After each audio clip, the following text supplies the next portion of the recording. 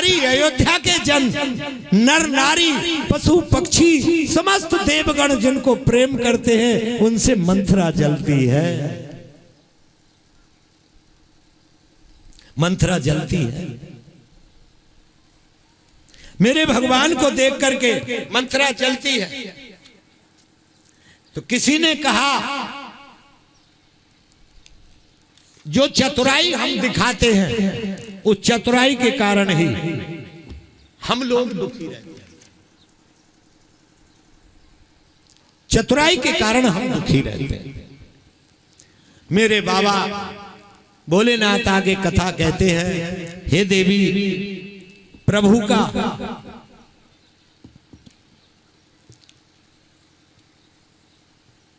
धीरे धीरे बड़े हुए गुरु जी ने यज्ञोपवीत संस्कार कराया और गुरु जी के घर में पढ़ने गए। राम जी चारों भाई पढ़ने गए हैं गुरु जी के यहाँ। 64 विद्या 64 दिन में ग्रहण है। भगवान कृष्ण भी गए हैं उज्जैन में सांदीपनी मुनि के आश्रम में, 64 विद्या 64 दिन में ग्रहण की। और यदि कोई पूछे 64 विद्या क्या होती हैं तो आप उज्जैन में जाना और सांदीपनी मुनि के आश्रम में जाओगे तो दीवारों पे चित्र बने हुए 64 विद्याओं के। भगवान ने कौन कौन सी विद्या सीखी, 64 विद्या 64 दिन में प्राप्त करी। एक बाल लीला मैया को राम जी ने दिखाई है। एक दिन भगवान को भोग बना करके ले गई और ले जा करके भगवान के मंदिर में रख के भोग लगा करके तुलसी डाल के पर्दा कर दिया।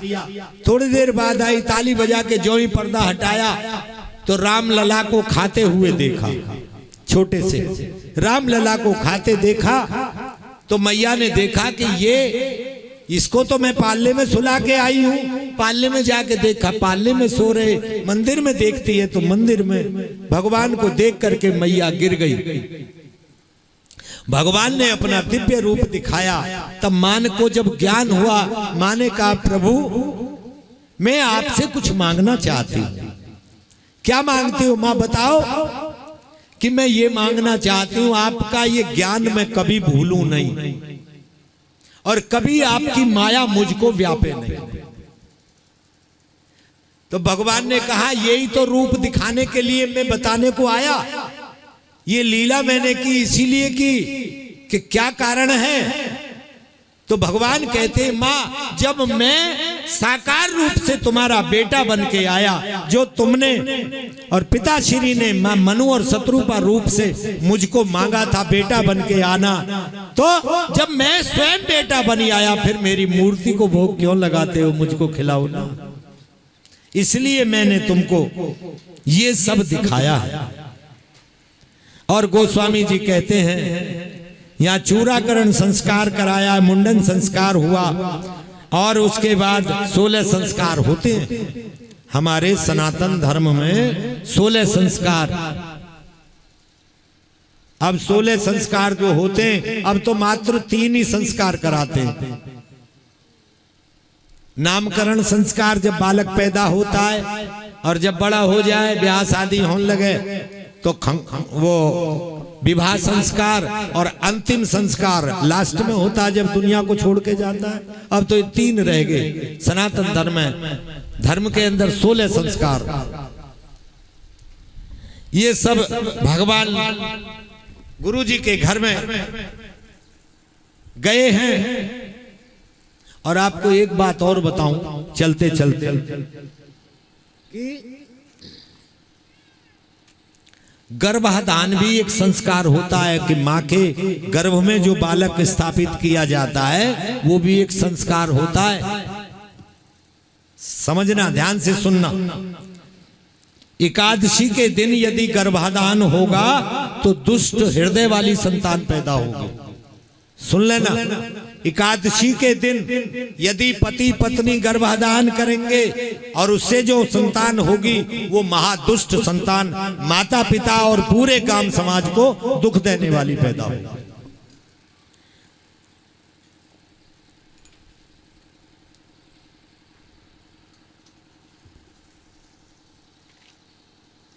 अष्टमी तिथि को जो गर्भाधान किया जाएगा उससे अपंग संतान पैदा होगी।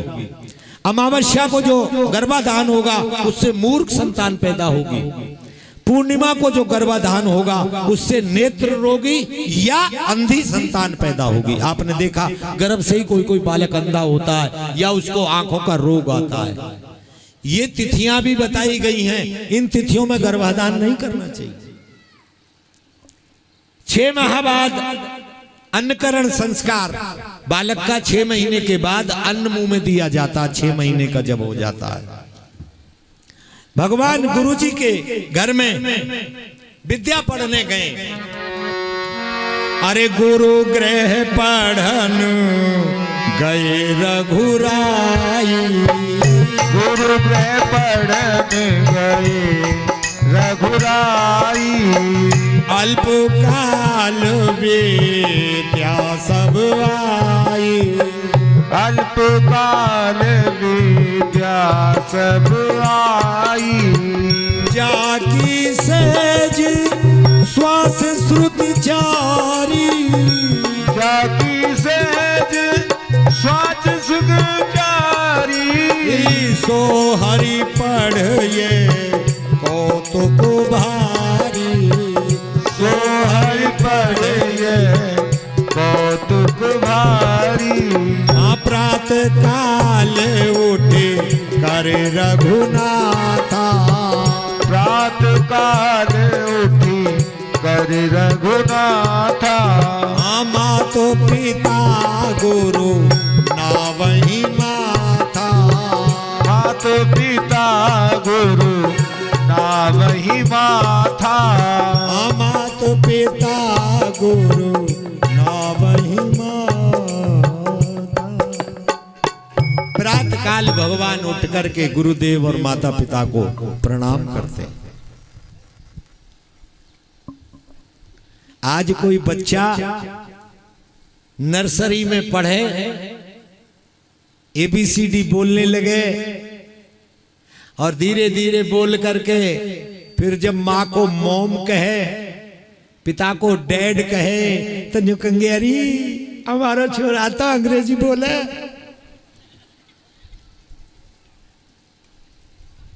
पिता को डैड, इंग्लिश में डैड माने मरा हुआ। माँ को कहे मॉम, तू मॉम की तरह ही पिघलती रहे सारे जिंदगी भर। कितनी राजी हो, अरे हमारा तो अंग्रेजी बोले। अरे इन अंग्रेजी बोलने वालों की बात बताऊं, मैंने पहले भी एक बार कथा में भागवत जी में यहां सुनाया। एक ज्यादा अंग्रेजी ऐसा ही पड़ गया, माँ को मदर, बहन को सिस्टर, ऐसी अंग्रेजी बोले। 4 लाइन है उसमें, सुनना ध्यान से। एक जने ने सुनो मित्रवर BA की शिक्षा पाए लई, इंग्लिश में चकनाचूर हुए और हिंदी बिल्कुल त्याग दई। माँ को मदर, बहन को सिस्टर, नारी को वाइफ जता दई और गिटपिट बातें करते शैतानी सी छाई गई। विवाह हुआ और देखो कर्म गति, अनपढ़ बहू घर में आई, बिल्कुल अंगूठा छाप। एक दिन आए गर्मी में और पत्नी से बोले, एक दिन बाबू को प्यास लगी, पत्नी से बोले, चिल्लाई और बाटर ला तू बाटर ला, बाटर के बिन में घबराई। यही दिन चल रहे, चैत का महीना, आम लग रहे बगीचा में। सोचे कच्ची अमियां लाए, चटनी बटवाएं, सिलवट्टा ला के धर दिया सामने। सिलवट्टा देखा बाबूजी ने, तब तन में गुस्सा भर आई। जब सिलवट्टा देखा तो बड़ा गुस्सा आया। अरे वाटर ला तू वाटर ला, वाटर के बिन में घबराई। तो अब वो समझ गया। पत्नी ने फिर पूछा, कहा कह रहे हो तुम? समझाया कहो दोबारा थे। कह रहे ओहो सॉरी, और तुम तो बिना पढ़ी हो, अरे पानी पिलाओ, ठंडा जल लाओ। तो कहने लगी कबू बाट बाट चिल्लाओ, बाटर बाटर, ये क्या कर रहे हो? पहले ही बता दो ठंडा पानी पीएंगे। तो जब ठंडा जल लेकर आई और बाबू खुशी हुए मन में, फिर सारी मुसीबत भूल गए और कहने लगे यूं इंग्लिश में, वहा वहा थैंक यू नार। वो समझी झट अपने मन में शायद पानी गंदा है, कह रहे फेंकने को बाबू, लोटा फेंको जाने आंगन में। बोली कड़ी खाए ले, वाके सिर में ही दे मारो। काबुल गए मुगल हुई आए, पढ़ गए अरबी बानी और बाटर वाटर कह के मर गए, पास धरो रे ओ पानी। ऐसी अंग्रेजी मत पढ़ना। माँ को माताजी कहना, माताजी भी ना कहो तो माँ तो जरूर कहना। पिताजी को पिताजी कहना। ये नाम जब उच्चारण करोगे तुम्हारे हृदय से निकलते हैं। मां, और माओं को भी बताओ, अगर तुमने 4 बच्चे, क्या है, अगर तुमने 4 बेटों को जन्म दिया तो चारों में समानता रखना। कई माओं का व्यवहार यह है कि सब बड़ों की लेके संपत्ति छोटे के पेट में भर दे, छोटे की लेके बड़े को भर, जिसमें उसका मोह दे देगी सब। ऐसी माओं की बड़ी दुर्गति होती है। क्यों अपना अगला जन्म खराब करते हो? जब 4 को जन्म दिया तो चारों में समानता का प्यार रखना। और आपको बताऊं, सेवा, प्रेम, ये सब तो ठाकुर जी की कृपा से मिलता है। हमारा कोई प्लॉट है तुम्हारे गांव में? कोई 2-4 बीघे जमीन खरीद रखी है यहाँ? या कहीं सांझ को सुबह हम होटल पे खाने जाते हैं? बताओ। पर जब रामायण जैसी पोथी लेके, भागवत जैसी पोथी लेके आप जैसों के द्वारा बुलाया जाता है तो आप जैसे भक्त लोग हमें सिर पे बिठा लेते हैं। ये तो ठाकुर जी की कृपा है। भगवान के प्रेमी बनोगे तो संसार सिर पे बिठा लेगा। और मंथरा जैसी ने राम जी से प्यार नहीं किया, और राम जी से प्यार ना करने के कारण मंथरा का संग मेरी मां केकई ने भी किया। केकई भी, आज भी समाज, करोड़ों वर्ष बीत गए, आज भी समाज मंथरा और केकई को अच्छा नहीं समझता। कोई भी मां, कोई भी पिता अपनी बेटी का नाम केकई या मंथरा नहीं रखता। जीव का जीवन कर्म के कारण बदल जाता है। भगवान राम जी ने 64 दिन में सारी विद्या सीखी।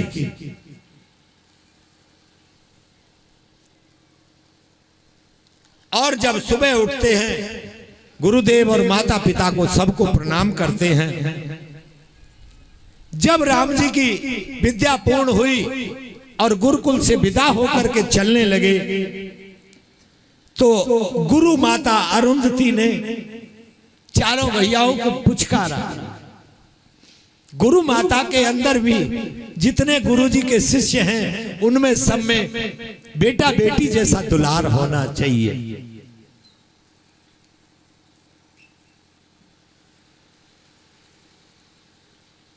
अब कि जिन जो नहीं जाने प्रेम नहीं जानते, लेकिन मैं आपको बताऊं, माँ तो माँ होती है, चाहे अपनी माँ हो या गुरु माँ हो, दोनों में समानता बराबर की।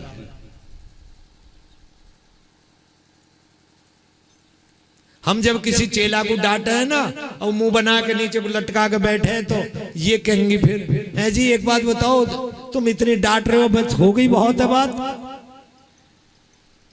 बालक को जब पिता मारता है, डांटता है, तो माँ उसको चाहे कितनी गलती करी उसको अपने वक्षस्थल से लगा लेती है। ऐसे ही ये भी कह देती है बस हो गई, इतना हो गया और कितना डांटोगे। अब बाद में चेला भी नहीं कहे, माता जी आप नहीं ओढ़ लेती तो गुरुजी बड़ा शेड्यूल करते। हाँ, माँ तो माँ होती है। अरुंधति मैया ने चारों बालकों को हृदय से लगा लिया। आज विदा हो करके हमारा ये जो गुरुकुल है, ये हमारा विद्यालय, ये पवित्र हो गया राम तुम्हारे आने से। यहां गुरु वशिष्ठ की एक विधवा बहू है। ये शक्ति नाम था इनके विश्वामित्र, इनके गुरु वशिष्ठ जी के पुत्र का। और विश्वामित्र जी के साथ जो युद्ध हुआ उसमें वशिष्ठ जी के सारे पुत्र मारे गए। इस शक्ति की पत्नी है, शक्ति की पत्नी है, इसका नाम है आदर्शयंती। इसने राम जी को गोदी में बिठाया। इनका एक बेटा है जिसका नाम है पाराशर। इसने भी राम जी के साथ शिक्षा ग्रहण की। पाराशर जी के वेद व्यास हुए और वेद व्यास के श्री सुखदेव जी महाराज हुए। घर लौटे हैं, समावर्तन संस्कार हुआ। राम जी ने गुरु जी से कहा, जब चले हैं महाराज दशरथ लेकर के, तो राम जी ने गुरु जी के चरणों में चारों भैया प्रणाम कर रहे हैं सर रख रख के। गुरु जी से पूछा, गुरु जी आप मुझे बताओ मैं दक्षिणा में क्या दूं? मैंने आपसे विद्या प्राप्त करी है।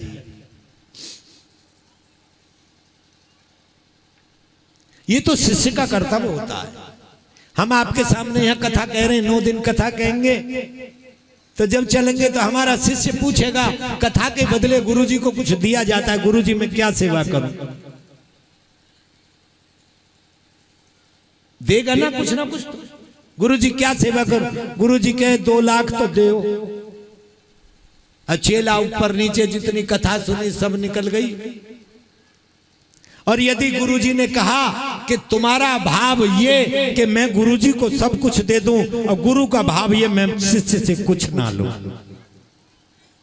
तब तो आनंद है। शिष्य का भाव मैं गुरु को जीवन अर्पण कर दूं, सब कुछ दे दूं, और गुरु का भाव ये हो कि मैं शिष्य से कुछ ना लूं। तुम कथा के लिए बुलाए जाओ।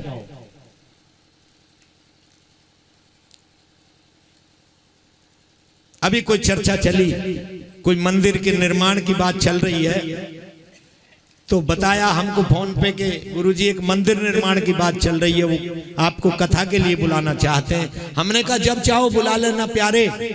और मंदिर निर्माण के हम तो वैसे भी तुम्हारा चढ़ावा वगैरह कुछ लेते नहीं, हम तो तुमसे कुछ नहीं मांगते। जो मंदिर का तुम्हारा जो भी कलेक्शन हो वो सब तुम्हारी, चढ़ावा तुम्हारा, और हमारी तरफ से जो भी सहयोग होगा हम अपनी तरफ से भी तुमको अपनी पेंशन से दे देंगे। बुलाओ। हम तो ये चाहते हैं निशुल्क कथा कोई ना करने वाला हो, हमको बुला लो बस। राम जी ने कहा, गुरुजी बताओ मैं आपको क्या दूं दक्षिणा में? गुरुजी ने कहा, राम मैं आपसे क्या मांगू? नहीं गुरुजी कुछ तो कहो, कुछ तो मांगो। तब गुरुजी ने कहा, राम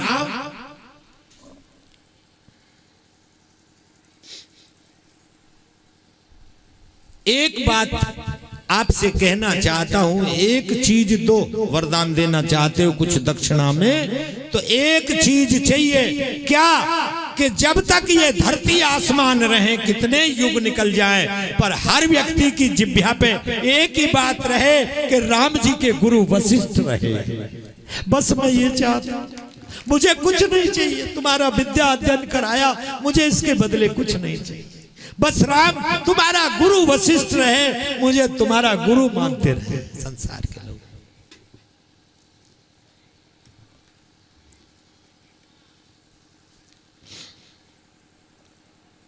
धीरे धीरे राम 15 बरस के हो गए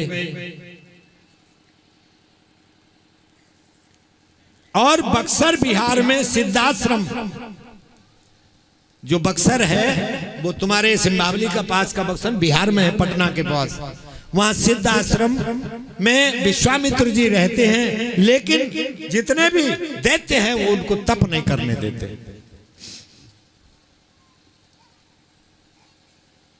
जितने भी दैत्य हैं वो इनको तप नहीं करने देते।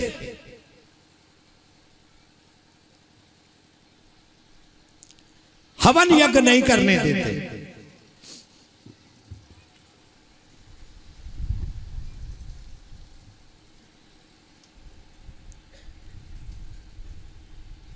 उस समय रावण का बड़ा अत्याचार था।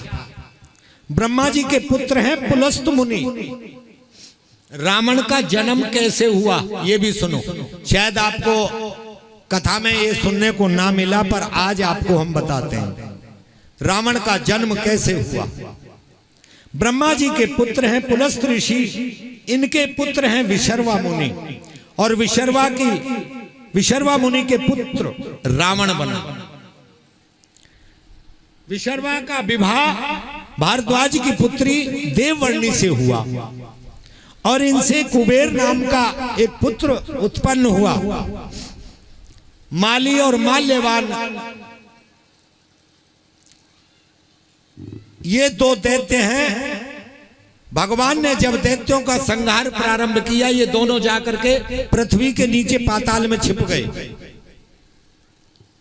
एक दिन ये जब ऊपर निकल के आए तो माली की एक बेटी है केकसी, और माल्यवान की दो बेटी हैं माया और सुबक्षा।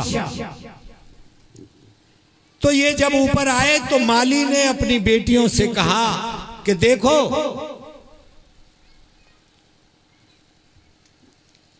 ये कौन है। किसी ने कहा कि ये विशर्वा मुनि के पुत्र हैं कुबेर। तो इन्होंने कहा देखो बेटी, हम वैसे राक्षस हैं, हमारे अंदर राक्षसी बल बहुत है, पर हमारी संतान यदि ब्राह्मण के अंश से पैदा हो, ब्राह्मण के अंश से पैदा हो तो आनंद है। ब्राह्मण के कारण बुद्धि भी होगी और राक्षसी वृत्ति भी होगी। मां राक्षसी हो और पिता ब्राह्मण हो।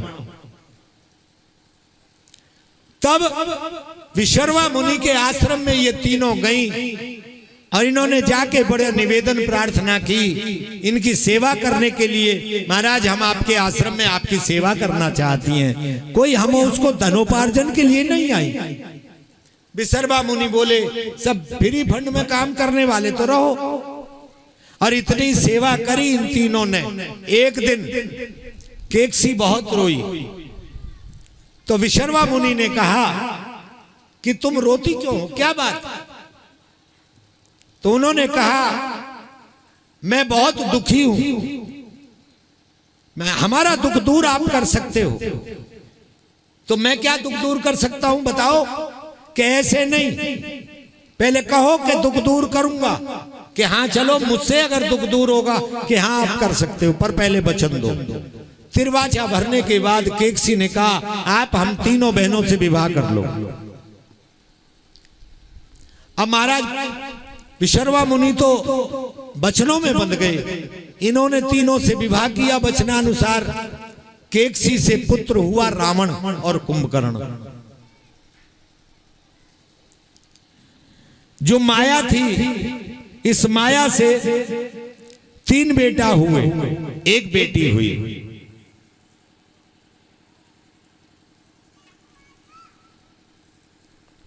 खरदूषण, त्रिसरा और एक पुत्री हुई सूर्पणखा। सुबक्षा जो थी वो वैष्णव वृत्ति की थी। उसने एकांत में जाकर के कहा हे स्वामी, मेरी बहनों ने आपको छल लिया, मेरी बहनों ने आपको छल लिया, लेकिन मैं कोई भक्त संतान चाहती हूं। तब इनसे एक पुत्र और एक पुत्री हुई। पुत्र का नाम विभीषण जो रावण का सौतेला भाई, और पुत्री जो थी जो त्रिजटा नाम की एक राक्षसी रहती थी सीता जी के साथ में अशोक वन में, वो त्रिजटा और विभीषण, ये दोनों सुबक्षा से। इधर विश्वामित्र जी को जब ये पता चला राक्षस बहुत हो गए, क्योंकि रावण ये जानता है कि मैं ब्राह्मण हूं और राक्षस भी हूं, तो कोई क्षत्रिय हो और क्षत्रिय के साथ ब्राह्मण तत्व भी जिसके अंदर हो, ऐसा कौन महात्मा है? तो उन्होंने देखा कि ऐसे तो विश्वामित्र हैं, पहले क्षत्रिय और फिर उसके बाद ब्राह्मण हो गए। तो ब्रह्म ऋषि वो ऐसे राज ऋषि हैं, उनके वो अस्त्र शस्त्र की विद्या भी जानते हैं, मंत्र विद्या भी जानते हैं, इसलिए वही मेरे मारने का जो है उपाय कर सकते हैं।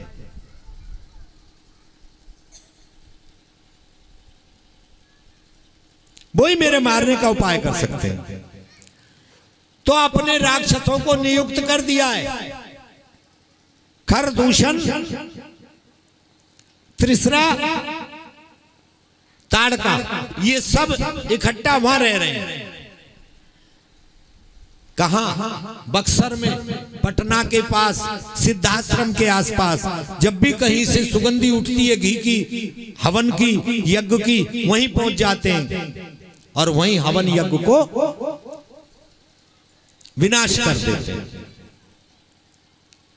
तो एक दिन विश्वामित्र जी सोचने लगे मैं क्या करूं, ध्यान करके बैठे हैं, तब ध्यान में आया कि भगवान का अवतार हो चुका है, अयोध्या में भगवान अवतार ले चुके। तो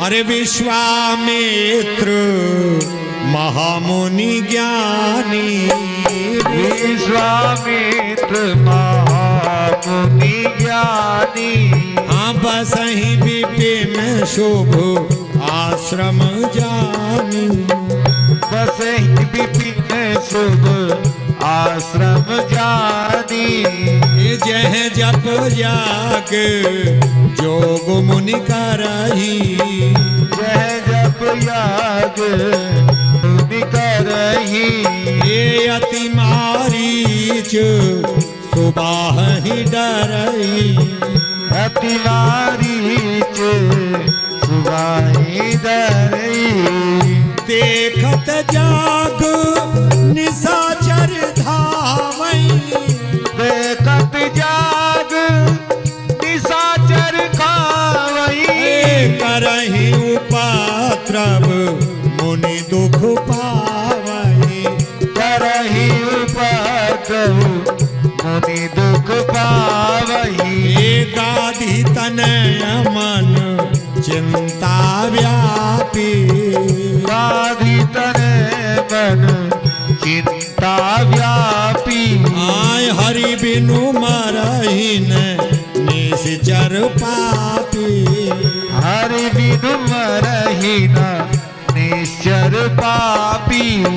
इस तरह से चिंता हो गई कि ये निश्चर जितने भी हैं भगवान के बिना मरने नहीं है, उपाय क्या करूं? बड़े दुखी हैं। तब सोचने लगे अब मैं क्या करूं? तब जब ध्यान में आया कि प्रभु का अवतार अयोध्यापुरी में महाराज दशरथ के यहाँ हुआ है, तो दशरथ जी के यहाँ को चल दिए और दशरथ जी के यहाँ चले और अयोध्या में पहुंचे। महाराज दशरथ ने दंडवत प्रणाम किया, आइए महामुनि, बहुत ऊंचा आसन दिया और जलपान कराने के बाद चारों पुत्रों को बुलाया। अब बुला करके महाराज विश्वामित्र जी के चरणों में चारों को प्रणाम कराया। अरे पुनि चरणनि में ले सुत चारी, पुनि चरणन में ले सुत चाकी, पुनि चरणनि में ले सुत चारी, पुनि चरणन में ले सुत चाकी, राम देखे मुनि के विसारी, राम देखे मुनि के विसारी, राम जी को देख करके विश्वामित्र जी देह की सुध बुध भूल गए। बहुत सुंदर स्वरूप देख करके राम जी ने प्रणाम किया, दशरथ जी के बैठ गए एक तरफ, फिर भरतलाल आए, वो राम जी के सामने की तरफ दूसरी ओर बैठ गए। भरत तो ये बैठे कि मैं राम जी का दर्शन करता रहूंगा सामने से। लखनलाल आए, वो राम जी के बराबर बैठे।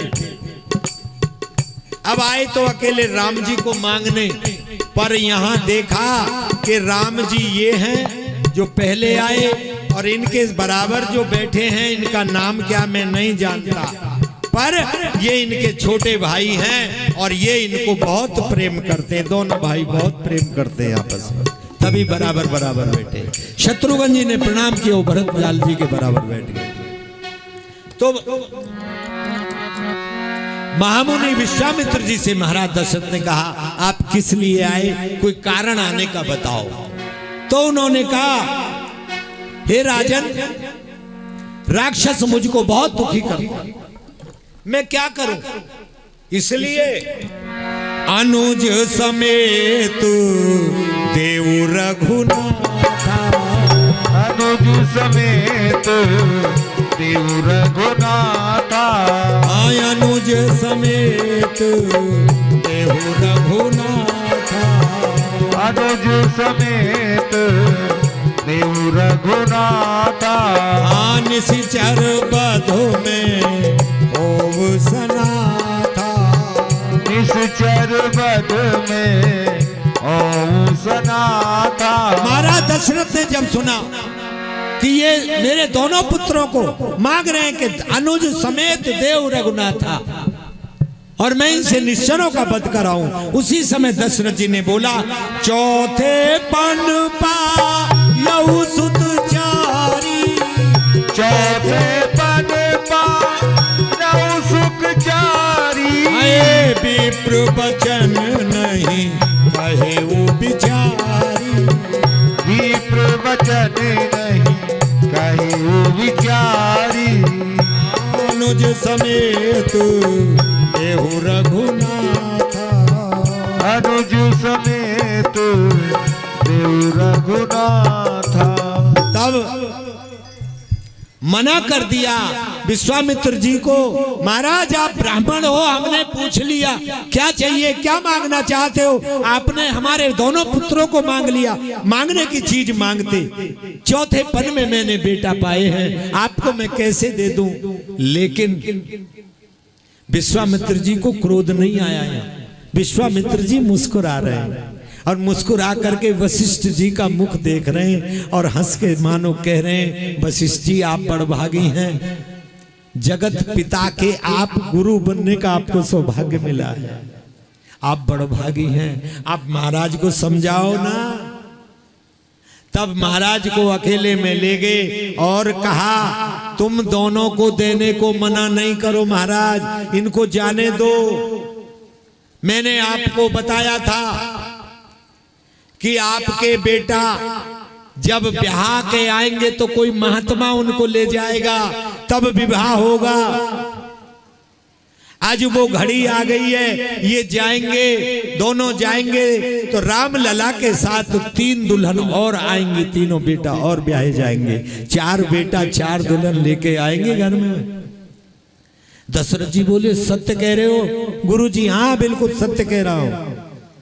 ठीक है, दोनों को बुलाया, अरे अति आदर दो तनय बुलाए, अति आदर दो तनय बुलाए, हृदय लागे बहु भांति सिधाए, हृदय लागे बहु भांति सिधाए, मेरे प्राण नाथ सुत दो, मेरे प्राण नाथ सुत दो, तुम मुनि पिता आन नहीं को, तुम मुनि पिता ध्यान नहीं को। देखो महाराज, मैं इन दोनों को दे रहा हूं, ये मेरे प्राणों के समान हैं, पर आज लेके जा रहे हो, आज के बाद आप ही इनके पिता हैं और अन्य कोई नहीं है।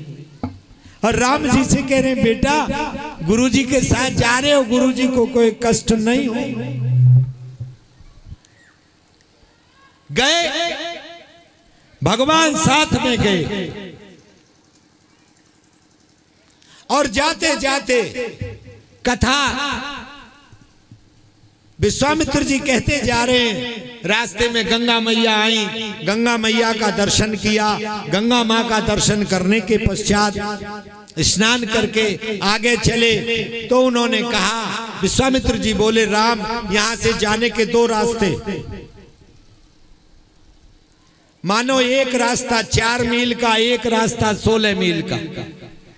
गुरुजी ये कैसे? 4 मील वाला रास्ता जो वनों का रास्ता है, थोड़ा दुर्लभ है, राक्षसों से भरा हुआ है। 16 मील वाला रास्ता मानो घूम के जाएंगे तो बाईपास से निकल जाएंगे। तो गुरुजी छोटे रास्ते से चले, पैदल जा रहे हैं। भगवान की कथा पुराण गाते गाते विश्वामित्र जी सुना रहे हैं और उसी समय रास्ते में बड़ी भयंकर मानो कोई पर्वत उड़ करके आ रहा है। ये ताड़का आई है। ताड़का आई और ताड़का को देखते ही बड़ा विकराल रूप। उसी समय लक्ष्मण ने बाण निकाला और बाण निकाल करके जो ही मारना चाहते हैं, राम ने हाथ पकड़ लिया। क्या कर रहे हो? अबला है, ये स्त्री जाति है, अबला है। विश्वामित्र जी बोले, अबला नहीं, पूरी बला है। इसको मारने के लिए तुम मना कर रहे हो? राम, इसने बहुत दुख दिए हैं, कितने महात्मा संतों को ये खा गई है। राम जी को जब कहा तो राम जी ने बाण निकाल कर लक्ष्मण को इसलिए रोका, राम जी के हाथ से मरेगी तो उद्धार हो जाएगा। तब भगवान राम ने एक बाण उठाया। अरे एक ही बाण प्राण हर लीना, एक ही बाण प्राण हर लीना। दीन जानते ही निज पद दीना, दीन जानते ही निज पद दीना। एक ही प्राण प्राण हर लीना, एक ही बाण प्राण हर लीना। भगवान ने एक ही बाण में प्राण हर लिए और ये स्त्री है, अबला है, इसलिए भगवान ने कृपा करके अपना पद अपने धाम भेज दिया। ताड़का उद्धार के बाद में विश्वामित्र जी ने कुछ विद्या भगवान को प्रदान की। बला और अति बला नाम की विद्या दी। इनसे तुमको बहुत भूख प्यास नहीं लगेगी। और जितने अस्त्र शस्त्र से आयुध थे सब राम जी को सौंप दिए, तुमको ये आगे काम आएंगे प्रभु। रात्रि में विश्राम किया। राम जी ने सुबह उठकर कहा, गुरुदेव आप जिस काम के लिए हमें लाए हो वो काम करो, आप यज्ञ करिए। यज्ञ प्रारंभ हुआ, यज्ञ की धुआं उठा तो मारीच आया दौड़ता हुआ। भगवान ने बिना फन का बाण मारीच को मारा, 100 योजन पार लंका में फेंका, समुद्र के पार। ये आगे की लीला में काम आएगा इसलिए फेंका। सुबाहु आया, सुबाहु को भगवान ने अग्निबाण मार करके भस्म कर दिया। और जितनी भी राक्षसी सेना आई थी उस सारी सेना को इन्होंने लक्ष्मण जी ने मार गिराया।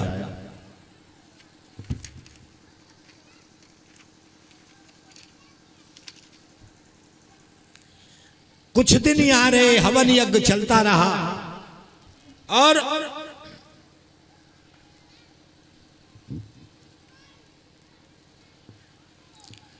हवन यज्ञ के बाद एक दिन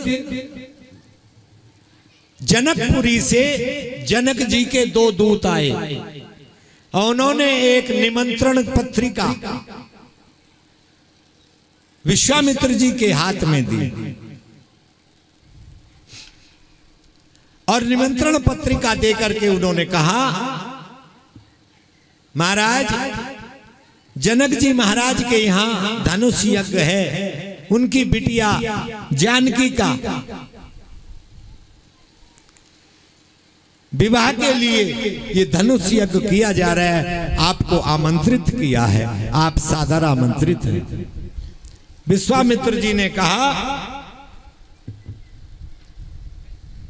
कि ठीक है,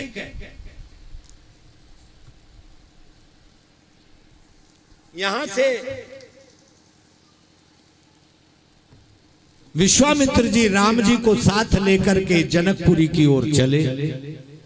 और देखो आपको एक बात बताएं, ये तो भगवत कृपा है।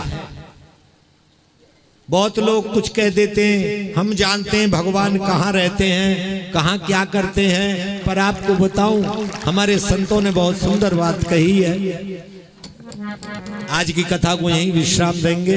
एक भजन के बाद आरती होगी, आप सब लोग प्रसाद लेके अपने घर जाएंगे। कल की यात्रा भगवान की आगे जनकपुरी के लिए रास्ते में माता अहिल्या को गति देंगे और अहिल्या के बाद जनकपुरी में प्रस्थान करेंगे। तो जनकपुरी में जो जा करके भगवान का जो वहाँ स्वागत होगा, भगवान जनकपुरी की शोभा देखेंगे, धनुष यज्ञ में धनुष तोड़ेंगे और जानकी जी के द्वारा प्रभु को वरमाला पहनाई जाएगी। ये सब कथा और आज चौथा दिन है कथा को, कल पांचवा दिन, कल ये लीला रहेगी, फुलवारी लीला होगी और परसों कथा में जानकी जी का राम जी का सहित चारों भाइयों का विवाह होगा। और उस विवाह उत्सव में आप सब खूब बढ़िया बढ़िया वस्त्र आभूषण पहन के आइए, आनंद लीजिए। और भैया जो आपकी तरफ से कोई भेंट, जैसा आप कहते हैं कन्यादान वगैरह में जो भी वस्त्र इत्यादि दें, हमारे पंडित जी आए हुए हैं साधे को, हमें तो आप जानते हो हम कुछ नहीं ले जाते, ना हम कुछ चाहिए ना कहीं से लिया। हमारे ब्राह्मण हैं और ज्यादा आप दोगे तो हमारे परिकर समाज बैठा है, इनको भी आपका एक एक वस्त्र प्रसाद रूप में दिला देंगे। नहीं तो पंडित जी के यहाँ बच्चे हैं बहुत, इनको वो भेंट स्वरूप हमारे यजमान सुनील जी कह रहे थे पंडित जी को वो अर्पण कर दी जाएगी, आपकी दी हुई सामग्री। लेकिन जो आप इनको दो ला करके, हम आपसे बाध्य नहीं कर रहे, लेकिन जो दो तो ऐसी देना जो इनके घर में कोई बहन बेटी ब्राह्मण परिवार की है, कोई पहने तो आपको बधाई दे। ऐसा नहीं कि कोई घर में पड़ी हो 25-26 साल पुरानी तो आप ऐसी लाओ, नहीं, जो देना है अच्छा देना, और नहीं लाओ तो और भी अच्छा। बहुत बढ़िया बात है, नहीं लाओ तो अच्छा। आप जानते हो हमने पिछली बार भी कहा था, भागवत कथा में रुक्मणी मंगल में हमने मना कर दिया था, कोई नहीं लाया अच्छा, वो टेंशन और खत्म हो जाती है। और यदि लाओ तो अच्छा कुछ देना इनके लिए। बोलो बाके बिहारी जय श्री राम।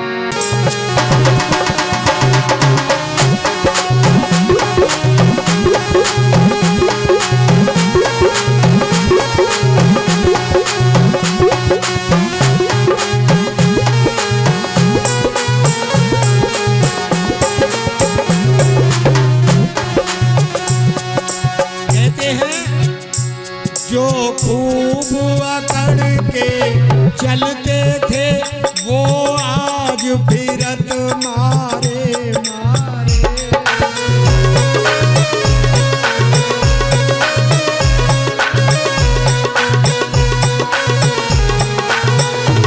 जो खूब अकड़ कर चलते थे वो आज फिरत मारे मारे। जहाँ फुर्सत बात करन की न थी बतलाने वाला, क्या फुर्सत बात करन की न थी बतलाने वाला कोई नहीं। सब दोस्त हैं अपने मतलब के, दुनिया में किसी का कोई नहीं। सब दोस्त हैं मतलब के, दुनिया में अपना कोई नहीं।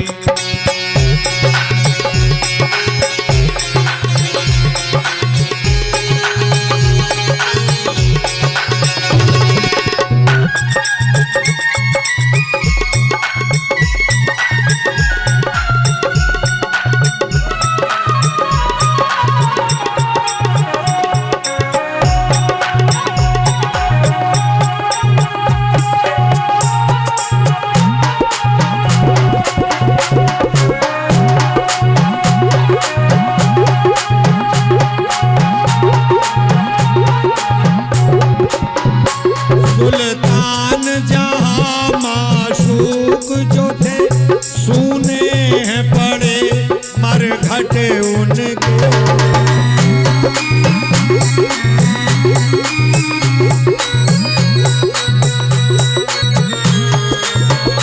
सुल्तान जहां माशूक जो थे सुने हैं पड़े मर घट उनके। जहां चाहने वाले लाखों थे वहां रोने वाला जहाँ चाहने वाले लाखों थे वहाँ रोने वाला कोई नहीं। आराम के साथी क्या क्या थे जब वक्त पड़ा तब कोई नहीं। आराम के साथी क्या क्या थे जब वक्त पड़ा तब कोई नहीं।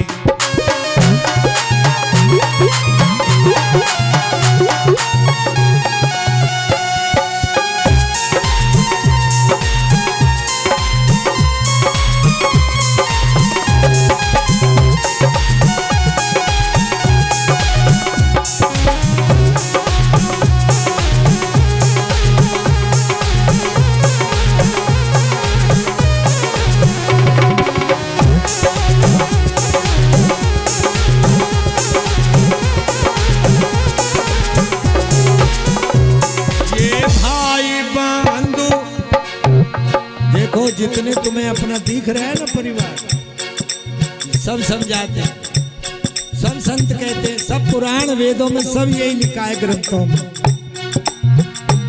ये भाई बंधु फिर लोग सभी जो दिखत हैं अपने अपने।